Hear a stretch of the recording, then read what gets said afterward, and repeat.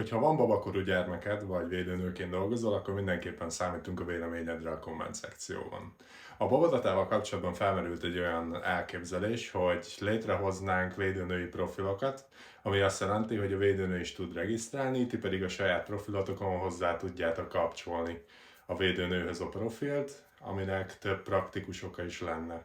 Főleg arra gondolok, hogy beállíthatok mondjuk egy védőnői találkozót, és a védőnő még a találkozás előtt látná, hogy milyen különleges események voltak mondjuk, látná a fogzást, látná, hogyha elkezditek a hozzátáplálást, akkor hogy álltak,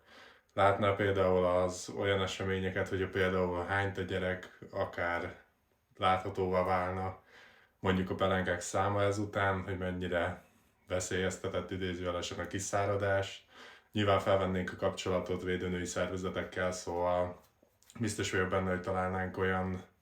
közös pontokat, amit a szoftverbe vezetett adatok alapján akár ki is lehetne szűrni, amely alapján mondjuk értesítést is küldhetne nektek, hogyha valami probléma van, vagy akár a védőnőnek, vagy a házi orvosnak. Kérlek, írd le a kommentbe, hogy mit gondolsz erről, és hogyha van védőnő ismerősöd, és jelen van ezen a platformon, akkor kérlek jelöld meg